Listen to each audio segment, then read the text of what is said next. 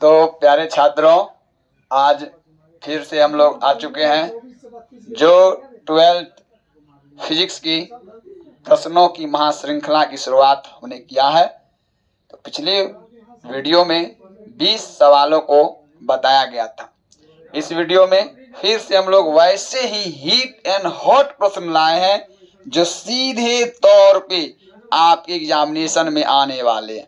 हूबहू क्वेश्चन जो है उठ के यहाँ से बिहार बोर्ड के एग्जाम में, आप लोग के एग्जाम में जब जाइएगा सेंटर पे तो सामने को देखने को मिलेगा। तो चलिए हम लोग शुरुआत करते हैं। देखिए, ध्यान रखना है कि 12th के फिजिक्स की शुरुआत हम लोगों ने कर डाली है और इसमें पहले वीडियो में 20 प्रश्नों को बताया गया था।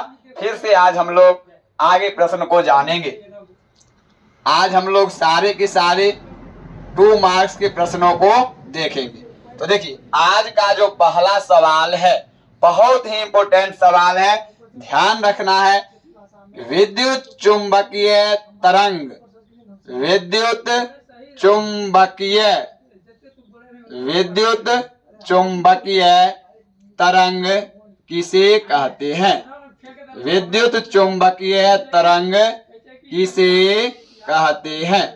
तो ध्यान रखना है बच्चों, ये बहुत इंपॉर्टेंट सवाल है। विद्युत चुंबकीय तरंग किसे कहते हैं? इसको हम लोग इलेक्ट्रोमैग्नेटिक वेव्स के नाम से जानते हैं। तो इसका जो है सॉल्यूशन में पिछले वीडियो में बताया था कि आप लोग सारे सवालों का सॉल्यूशन खुद कर लीजिए। अगर नहीं हो पाता है, किसी सवाल में लगता है कि हमसे नहीं हो पा रहा है, तो आप कमेंट जरूर कीजिएगा, उसका जो है सॉल्यूशन वीडियो में डाला जाएगा।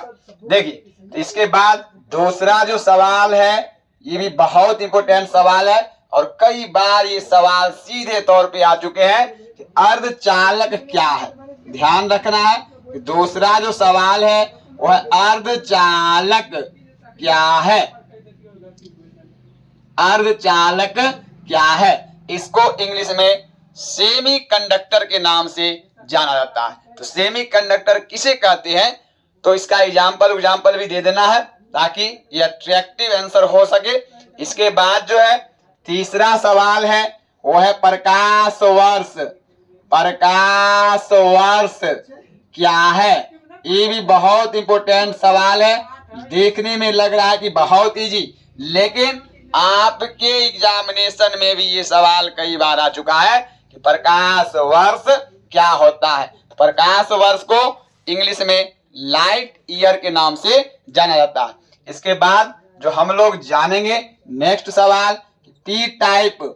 ध्यान रखना है कि पी टाइप अर्धचालक, पी टाइप अर्धचालक और एन टाइप अर्धचालक, एन टाइप अर्धचालक, एन टाइप अर्धचालक में अंतर करें। पी टाइप अर्धचालक और एन टाइप अर्धचालक में अंतर करें। ये भी इंपॉर्टेंट सवाल है। तो ध्यान रखना है कि सेमीकंडक्टर जो है वो 2 तरह का होता है। एक तो होता है प्योर और दूसरा होता है इम्प्योर, शुद्ध और अशुद्ध। उसी को हम लोग नेज अनेज के नाम से भी जानते हैं। और उसमें भी जो इम्प्योर होता है वो 2 तरह का है। एक को हम लोग पी प्रकार का अर्धचालक कहते हैं और दूसरे को एन प्रकार का अर्धचालक कहा जाता है। इसमें पी मतलब पॉजिटिव और एन मतलब निगेटिव होता है। तो ये दोनों सेमीकंडक्टर में क्या क्या डिफरेंस है ये आपको बताना है। इसके बाद नेक्स्ट सवाल है देहली ऊर्जा किसे कहते हैं? देहली ऊर्जा किसे कहते हैं? ये भी इंपॉर्टेंट सवाल है। इसको इंग्लिश में थ्रेशोल्ड एनर्जी के नाम से जाना जाता है। और इसी में एक सवाल और इसी से संबंधित आप ध्यान रखिएगा, देहली आवृत्ति, देहली आवृत्ति क्या है? देहली आवृत्ति क्या है? ये भी ध्यान रखना है। इसको हम लोग इंग्लिश में थ्रेशोल्ड फ्रीक्वेंसी के नाम से जानते हैं। तो नेक्स्ट सवाल नोट करिएगा, ये भी इंपॉर्टेंट सवाल है। प्रत्यावर्ती धारा, प्रत्यावर्ती धारा किसे कहते हैं? प्रत्यावर्ती धारा किसे कहते हैं? प्रत्यावर्ती धारा किसे कहते हैं? इसको इंग्लिश में अल्टरनेटिंग करंट के नाम से जाना जाता है और यह एसी से ज्यादा प्रसिद्ध है। तो ध्यान रखना है कि अल्टरनेटिंग करंट किसे कहते हैं, इसकी परिभाषा को आपको लिखना है। इसके बाद नेक्स्ट सवाल जो हम लोग जानेंगे वो है विद्युत विभव क्या है? विद्युत विभव, विद्युत विभव क्या है?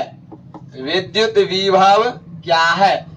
इसका एसआई मात्रक लिखें, इसका एसआई मात्रक लिखें। ये भी सवाल बहुत इंपॉर्टेंट है कि विद्युत विभव, इसको इंग्लिश में इलेक्ट्रिक पोटेंशियल के नाम से जाना जाता है। तो कहता है इलेक्ट्रिक पोटेंशियल क्या है, इसको डिफाइन करिए और इसके साथ इसका एसआई यूनिट भी आप लिखिए। इसके बाद नेक्स्ट सवाल जो हम लोग जानेंगे, ऊंचाई ट्रांसफार्मर, ऊंचाई ट्रांसफार्मर, ऊंचाई ट्रांसफार्मर के उपयोगों को लिखें। ऊंचाई ट्रांसफार्मर के उपयोगों को लिखें। ये भी इंपॉर्टेंट सवाल है। ऊंचाई ट्रांसफार्मर को उपयोगों को लिखें। तो ध्यान रखना है कि ट्रांसफार्मर जो होता है वो दो तरह का होता है, एक स्टेप डाउन होता है और दूसरा स्टेप अप होता है। तो यहाँ पे कहता है कि स्टेप अप ट्रांसफार्मर जो है उसके कुछ यूजेज को आप लिखिए। इसके बाद नेक्स्ट सवाल जो हम लोग जानेंगे वो है विद्युत चालकता।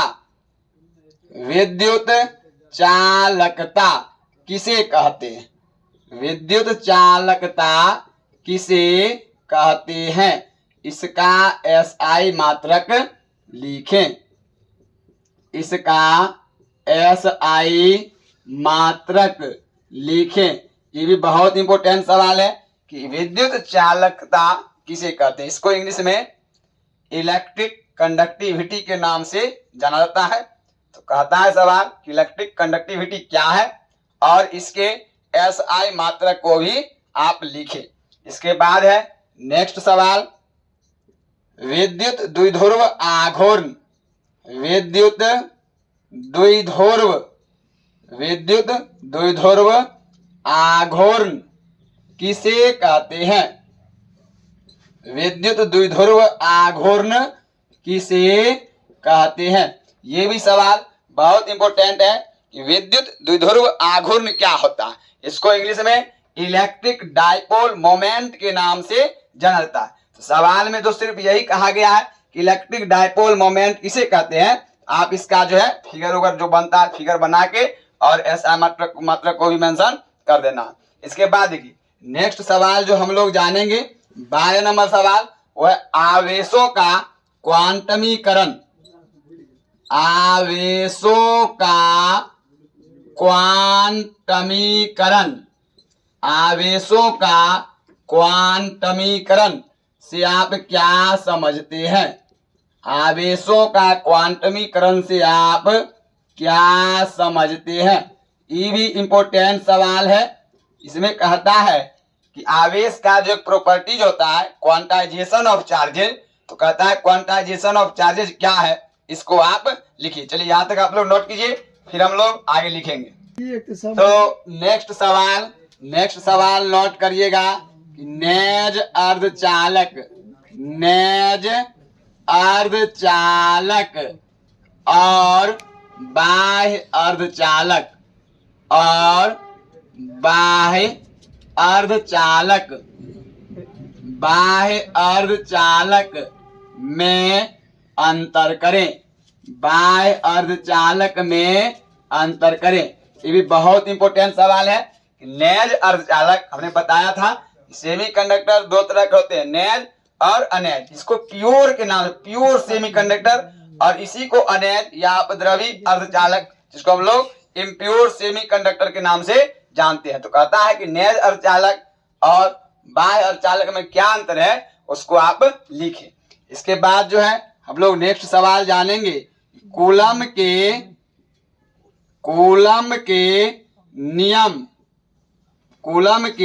नियम की सीमाओं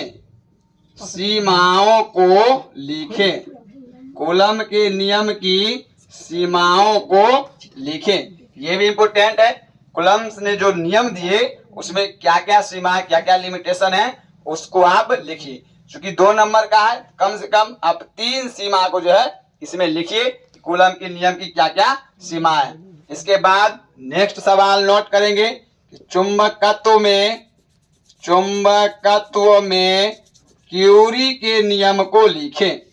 चुंबकत्व में क्यूरी के नियम को लिखें। ये भी इम्पोर्टेंट सवाल है। चुंबकत्व में जो है क्यूरी का क्या नियम है, इसको लिखना है। क्यूरी का नियम आप ना क्या जानते हैं क्यूरी के नियम के बारे में, इसमें सिर्फ नियम लिख देना है और इसका जो एक्सप्रेशन होता है ना वो आपको बता देना। इसके बाद हम लोग नेक्स्ट सवाल जानेंगे चल कुंडली गैल्वेनोमीटर। चल कुंडली गैल्वेनोमीटर, इसको हम लोग इंग्लिश में मूविंग कॉइल गैल्वेनोमीटर के नाम से जानते हैं। तो चल कुंडली गैल्वेनोमीटर की धारा सुग्राहिता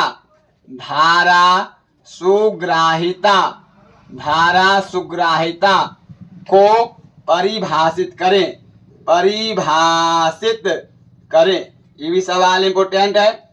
चल कुंडली गैल्वेनोमीटर की धारा सुग्राहिता को परिभाषित करें। इसको ध्यान रखना है कि मूविंग कॉइल गैल्वेनोमीटर जो होता है उसमें ध्यान रखना है कि 2 प्रकार की सेंसिटिविटी होती है, एक करंट सेंसिटिविटी और दूसरा होता है वोल्टेज सेंसिटिविटी। तो यहाँ सवाल करता है कि करंट सेंसिटिविटी क्या होता है, इसको आप लोग डिफाइन कीजिए। इसके बाद इसमें एक सवाल और पूछा जाता है, बहुत ही इंपोर्टेंट है कि चल कुंडली गैल्वेनोमीटर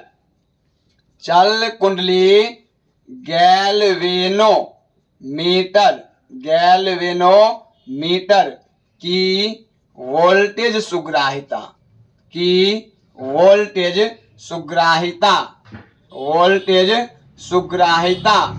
को परिभाषित करें। ये भी सवाल इंपोर्टेंट है। अभी जस्ट हमने बताया था जो मूविंग कॉइल गैल्वेनोमीटर होते हैं उसमें 2 तरह के सेंसिटिविटी होते हैं। तो इस सवाल में 16 नंबर सवाल में कहता है कि करंट सेंसिटिविटी क्या होता है और 17 नंबर सवाल में कहता है कि वोल्टेज सेंसिटिविटी जो है क्या होता है। नेक्स्ट सवाल जो हम लोग जानेंगे वो है रेडियो सक्रियता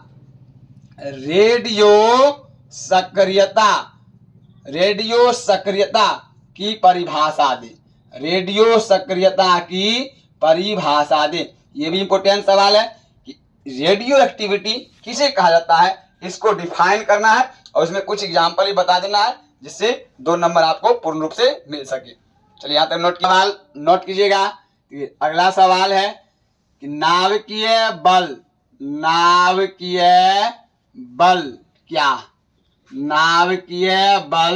क्या है और इसी में अटैच रहता है इसके गुणों को लिखें।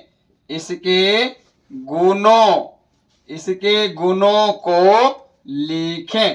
देखिए इस सवाल में कहता है कि न्यूक्लियर फोर्स किसे कहते हैं, इसको डिफाइन करना है और चूंकि 2 मार्क्स का है तो इसके कम से कम आप 2 प्रॉपर्टी जो है जरूर लिखें ताकि आपको फुल मार्क्स जो है मिल जाए। इसके बाद जो है नेक्स्ट सवाल है, ध्यान रखना है कि नाभिकीय संलयन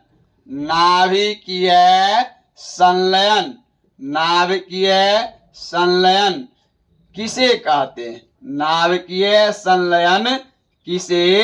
कहते हैं। इस सवाल में कहता है कि न्यूक्लियर फ्यूजन जो होता है वो क्या होता है, उसको डिफाइन कीजिए और डिफाइन करने के साथ साथ इसमें समीकरण भी प्रस्तुत करना है और कम से कम एक एग्जाम्पल जरूर डाल दीजिएगा ताकि आपको 2 में 2 मार्क्स मिल सके। चलिए आज के लिए इतना ही है, धन्यवाद। फिर हम लोग अगले वीडियो में मिलेंगे। ऐसे ही बहुत ही इंपोर्टेंट सवाल जो सीधे तौर पे आप में पेपर में आने वाले हैं। तब तक के लिए धन्यवाद।